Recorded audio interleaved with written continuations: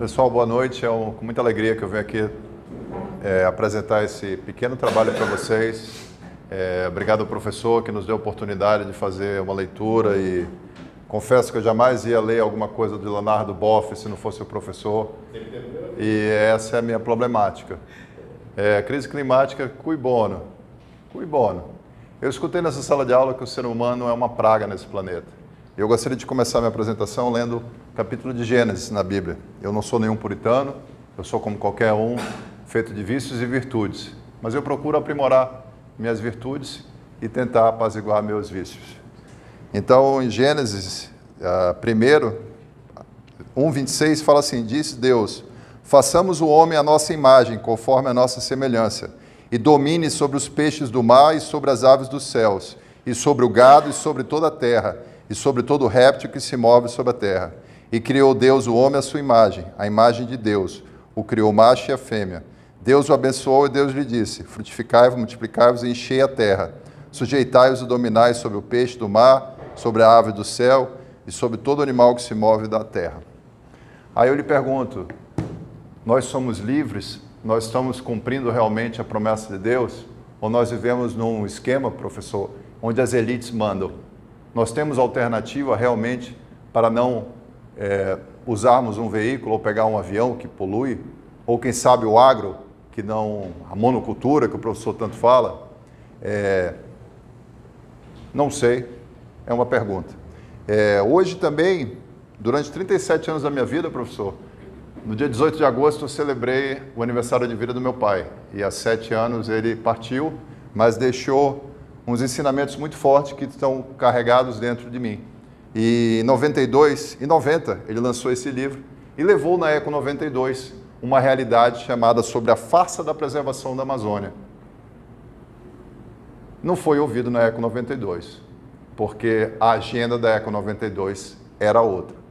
Então, como está muito em voga esse negócio, Miriam, de falar, lugar de fala, eu como amazonense, que vivi e cresci a realidade, observei meu pai escrevendo inúmeros artigos no jornal, procurador do Estado de carreira, ele sempre escreveu no jornal e tinha uma capacidade muito grande de captar o que estava sendo passado na sociedade.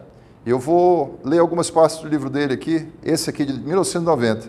Eu vou ler rapidamente, eu sei que o tempo é curto, mas é muito importante que vocês tenham uma noção do que estava sendo escrito em 1990, por uma pessoa que não é financiada pela Ford Foundation ou nenhum grupo de interesse.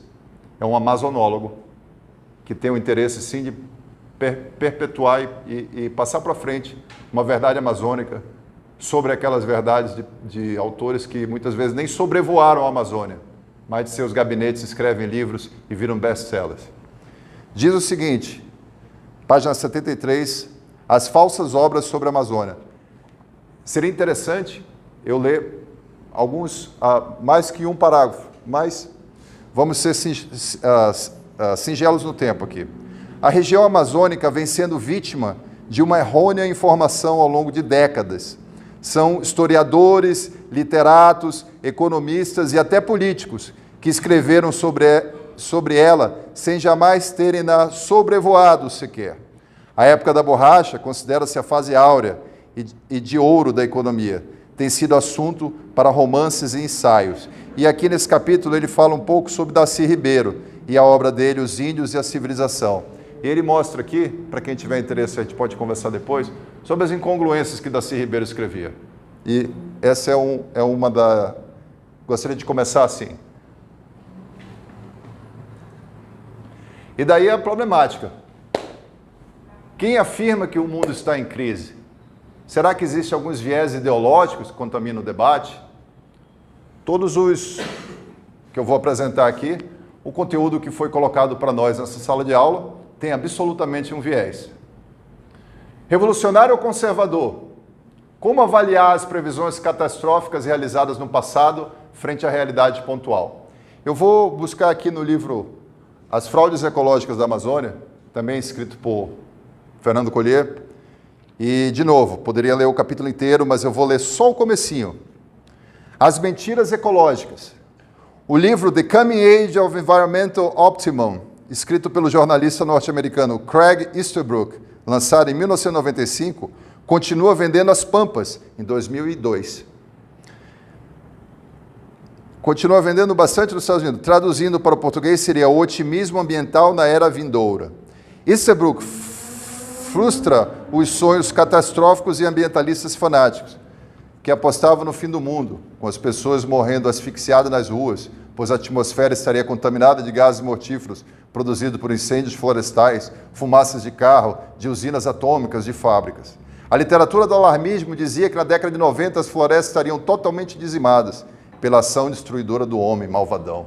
Então, senhores, o que não pode ser subestimado, querido doutor, é a capacidade de transformação do homem. Todos nós temos a possibilidade...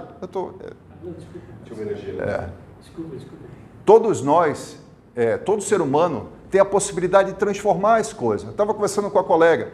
Lembra quando faixa de pedestre era um mero enfeite? E há uns 10 anos atrás, se você coloca a mão, o ser humano foi treinado para fazer aquilo?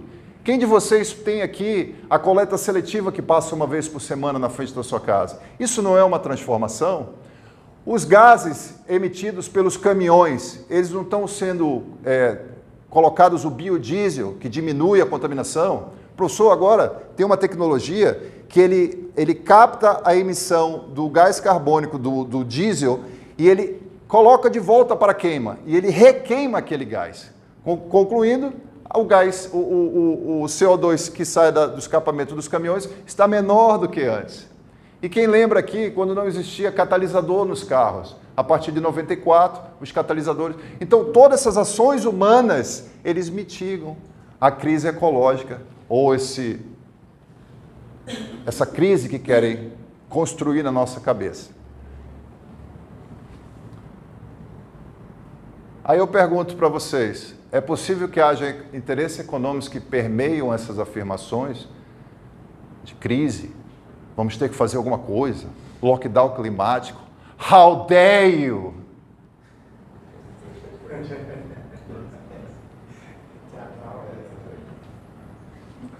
Então, voltando ao que nos foi colocado aqui, aí eu fui estudar José Luiz Fiore. Aí eu fui buscar algo escrito por ele mais recentemente. Eu não posso nem ler isso, porque, de repente, na abundância de Estado democrático que nós vivemos hoje em 2023, isso pode ser interpretado como um ataque à democracia. Mas como assim? Ricardo Lewandowski, presidente daquela cerimônia de impeachment, foi nomeado pelo PT. E, mesmo assim, concluiu com o impeachment de Dilma. Será que o conteúdo que nós lemos pode estar contaminado por ideologias? Isso estava no nosso material de leitura. Não isso, mas o José Luiz Fiore, o qual li tudo antes de chegar na última aula, porque é muito difícil você divergir da maioria, Paulo. Mas para isso a gente se prepara. Luiz Marx. Opa, esse aí confesso que foi um pouco difícil acompanhar o raciocínio dele. Ele começa nesse podcast malhando muito os militares. Eu sou da Amazônia, eu sei o que aconteceu no Peru e na Colômbia. Farcs dominaram toda aquela região amazônica. E graças à implantação da Zona Franca de Manaus, nós não perdemos aquele vasto e rico espaço para a produção de coca. Então, peraí, será que os militares, segundo o podcast, eles são tão malvadões assim? Aí também no nosso material de leitura, eu encontrei o professor Marcel Buzinski, eu não sei se fala assim o nome dele, mas aí ela faz essa pergunta. E eu gostei muito do que ele falou ali, professor, isso foi um aprendizado muito bacana. Ele fala, a primeira consideração é que a universidade hoje está em crise, por várias razões, mas uma das características que dá conteúdo a essa crise é o fato de que ela se afastou da realidade. E ela se afastou da realidade em grande medida pelo fato de que ao longo do século XX, principalmente em sua segunda metade, ela enveredou pelo caminho da especialização, o aumento do foco em questões muito particulares, mas perdendo a visão do contexto, a visão do todo. As ciências se disciplinarizaram aos extremos e se distanciaram. Cada campo da ciência se afastou do campo da ciência. Então é cada qual no seu quadrado, esperando aquele aporte financeiro para continuar uma pesquisa. Onde está a ética? Onde está a promoção do conhecimento? A verdade aristotélica ficou muito passado para trás. Agora nós temos o pós-verdade.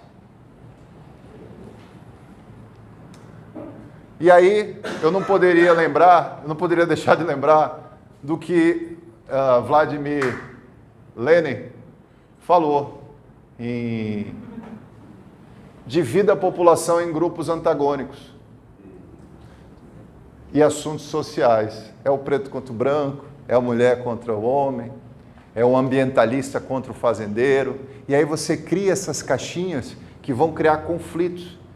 E como o professor ali falou, da Universidade de Brasília, eles não se falam, eles não se comunicam e não promovem políticas públicas para apaziguar e para promover a prosperidade social, o bem comum e a justiça social, que é um nome tão difícil de o que é justo para mim. Será que é para o professor? Será que é para a professora? E aí, outra ferramenta muito importante desse marxismo cultural foi a estratégia invisível de Antônio Gramsci, que ele fala que modificar a linguagem, o sentido das palavras, enfraquecer personagens históricos. O português era malvadão. O português veio aqui para matar todo mundo. O português criou a política do cunhadismo. Se você tivesse filho com a Índia, você ganhava terra. Miscigenação. Português, coitado, ele não tinha população para conquistar os lugares que ele viajava. E o que ele fez? O português sempre foi aquele que conversou. O português, Roberto, chegou pela primeira vez, o ocidental, na ilha Formosa, que hoje é Taiwan. Ele conquistou não, mas ele se colocou na ilha de Macau, que fica ali do lado de Hong Kong, mas nunca dominou. Esperava os ingleses com a força bélica para fazer tal. Bombay, na Índia, é o advérbio bom, de good, e Bay, Bahia. Então, quer dizer, o português, ele tinha uma capacidade de navegação, só que ele não tinha capacidade bélica. Então, como é que ele poderia fazer tantas atrocidades? Ele trouxe o metafísico, o cristianismo. Os índios se matavam, eles se comiam uns aos outros, eles estavam isolados do resto do mundo, digamos, iluminado, que era a Europa, conhecimento de séculos e séculos. E eles estavam como homens primitivos. Houve uma troca? Eu acredito que sim. Hoje nós vivemos numa cidade chamada Itajaí. Toda a cultura indígena se incorporou com a nossa cultura. Os jesuítas tentaram mostrar para ele a cultura ocidental. Alguns deles aceitaram, outros não. Agora, será que isso não é uma narrativa, uma estratégia invisível de Antônio Gramsci? Que no final ele ganha quem tiver o mais poder de manipulação, de jornalistas discretos, professores, escritores, políticas e artistas em geral. E aí eu encontrei nas minhas pesquisas esse professor emérito da Universidade de Melbourne. Ele é um geólogo e ele fala assim: então eu olho para trás no tempo através dos meus olhos geológicos e vejo momentos do passado em que tínhamos teores de dióxido de carbono muito altos na atmosfera, até centenas de vezes maiores do que agora. E vemos que não tínhamos aquecimento global, mas o que tivemos foram 6 grandes eras glaciais. E não há correlação ao longo do tempo geológico entre o dióxido de carbono na atmosfera e na temperatura. Professor, não tem problema se você acredita que o CO2 do meu carrinho, 4 cilindros, está mudando o clima do mundo. Eu acredito que está mudando o clima regional. Chegar em São Paulo, em alguns momentos onde a pressão atmosférica está diferente, você vê uma camada de CO2 saindo da cidade. Esse é um problema regional e não global. Se você perceber a posição do homem no planeta Terra, é ínfimo. Parece que nós ocupamos muito, mas se for concentrar tudo, cabe tudo nos Estados Unidos. Se for concentrar toda a população, o hemisfério norte da América, comportaria todo mundo.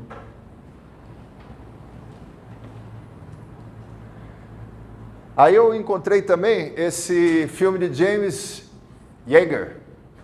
Ele diz assim: os globalistas da elite do poder que trabalham através das Nações Unidas estão travando uma guerra contra os direitos de propriedade, os direitos das armas e o capitalismo, a fim de inaugurar uma ordem mundial marxista. Essa guerra é conhecida como Agenda 21, que transformou-se hoje na Agenda 2030.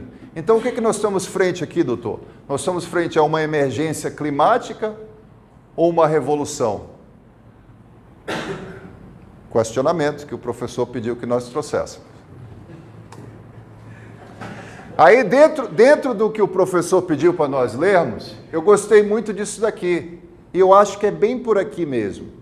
Perdemos nosso contato com a natureza, deixamos de praticar a alteridade, passamos a ver o outro que pensa diferente como inimigo e não um aliado na construção do pluralismo e da diversidade. Como é que nós vamos poder cravar, doutor, que um estudo de 150 anos feito pelo IPCC, International Panel on Climate Change, um estudo de 150 anos, que é quando eles começaram a detectar, ter termômetros espalhados pelo mundo. A tecnologia do termômetro tem 150 anos.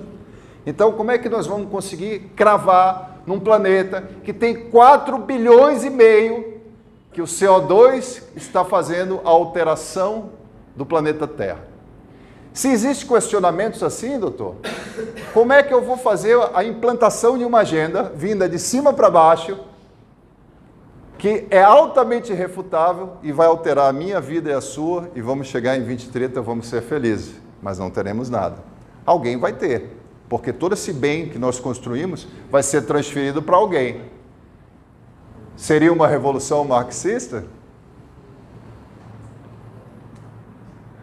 E aí eu termino com uma frase do meu pai, celebrando todo o conhecimento e a formação do meu caráter. O que mais vale? Eu aprendi que nós não somos um parasita. Nós temos uma promessa de Deus. E essa promessa é que nós somos dominantes, com responsabilidade. Eu acredito que a ecologia é escassa, o meio ambiente é escasso. E eu faço a minha parte. Eu fiz a minha parte no meu trabalho. Nós tínhamos uma construção dentro do JHS, um dos maiores shoppings do Brasil, construiu em Manaus, em 2012, um grande shopping. Nós entramos lá no último 1/3 da obra, professor.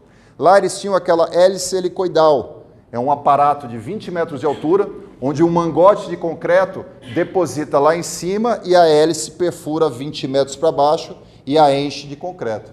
No final do dia, esse mangote de 20 metros de altura estava cheio de concreto.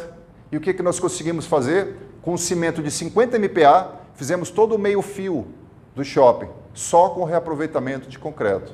Na indústria da construção, são 25% em média de desperdício. Será que nós não conseguiríamos fazer uma melhoria nisso, professor? Sem ter que apresentar, sem ter que implementar o lockdown da sexta-feira, ninguém trabalha. Quem é que vai prover dinheiro para a sua família? A pobreza humana é a mais perversa forma de devastação do meio ambiente. E eu gostaria de falar para vocês mas eu vou terminar por aqui e agradeço muito pela paciência e com todo o respeito ao contraditório. Muito obrigado.